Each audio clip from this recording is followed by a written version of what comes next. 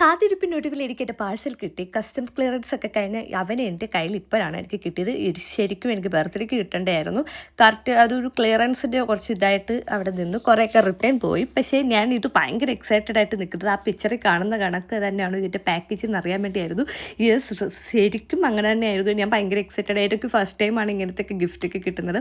I mean ഇങ്ങനെ package surprise ഗിഫ്റ്റും ആദ്യമായിട്ടൊക്കെ തന്നെ കിട്ടും. നമുക്ക് കൂടുതലും ഓൾറെഡി നമുക്ക് ഊഹിക്കാം. പക്ഷേ ഇതൊന്നും ഞാൻ എക്സ്പെക്റ്റ് ചെയ്യാത്തതാണ്. ഇവിടെ ക്ലിയറൻസിൻ്റെ ആവശ്യമായിട്ട് ഇതിനകത്ത് അടങ്ങിയിരിക്കുന്ന എന്തൊക്കെയാണെന്ന് നമുക്ക് അറിയേണ്ട ആവശ്യമുണ്ട്. അങ്ങനെയാണ് ഞാൻ ഇതിനകത്തുള്ള ഐറ്റംസ് ഒക്കെ അറിഞ്ഞത്. അതുവരെ എനിക്കറിയില്ല. പിന്നെ സൺഗ്ലാസ് ഞാൻ കുറേ നാളായിട്ട് മേടിക്കണമെന്ന് വെച്ചിരുന്നത്. അപ്പോൾ അതും എനിക്ക് ഭയങ്കരമായിട്ട് ഇഷ്ടപ്പെട്ടു. കറക്റ്റായിരുന്നു.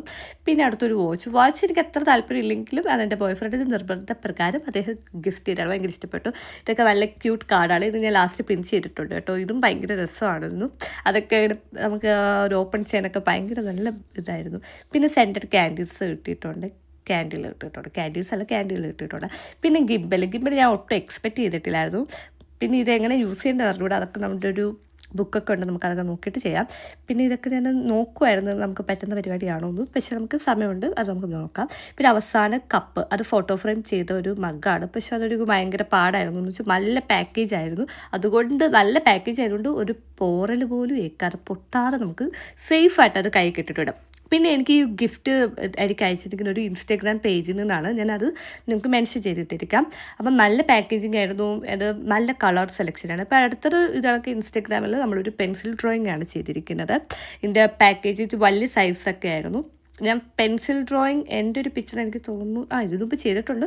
എനിക്ക് ഇത്ര വലിയൊരു ഇതിന് ഫ്രെയിമിൽ ആദ്യമായിട്ടാണ് കിട്ടുന്നത്. ഇതും കൊള്ളായിരുന്നു. പിന്നെ എനിക്ക് എൻ്റെ ഫോട്ടോ അത്ര താല്പര്യമില്ലെങ്കിലും പക്ഷെ കൊള്ളാം. അതിൻ്റെ ആ ഒരു ഫ്രെയിമും കാര്യങ്ങളും എല്ലാം നല്ല ക്വാളിറ്റിയാണ്. ഇപ്പോൾ കിട്ടിയിരിക്കുന്ന നല്ല ക്വാളിറ്റി, നല്ല പേജ്, അതൊക്കെ എനിക്ക് ഇഷ്ടപ്പെട്ടു. പിന്നെ ഇതിൽ ഗിഫ്റ്റ് ബോക്സ് ആയിരുന്നു ഞാൻ ഭയങ്കര എക്സൈറ്റഡ് ആയിട്ട് ഇരുന്നത്. ഇതായിരുന്നു എനിക്ക് മേടിച്ച ഉടുപ്പ്, സൺഗ്ലാസും.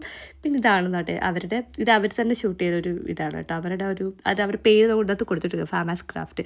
അപ്പം നല്ലതായിരുന്നു. എനിക്ക് ഭയങ്കരമായിട്ട് ഇഷ്ടപ്പെട്ടു. ഫസ്റ്റ് ടൈമാണ്. പക്ഷെ എന്തായാലും ഫ്ലോപ്പ് ആയില്ല. സാധാരണ നമുക്ക് എന്തെങ്കിലും പറ്റുമ്പോൾ അമ്മളി പറ്റി. ഇതിലൊരു കുറ്റവും നമുക്ക് പറയാൻ പറ്റത്തില്ല. എല്ലാം ബെസ്റ്റായിരുന്നു. എനിക്ക് കിട്ടാവുന്ന ഏറ്റവും ബെസ്റ്റായിട്ടുള്ള ഗിഫ്റ്റായിരുന്നു ഈ വർഷം കിട്ടിയത്. Thank you.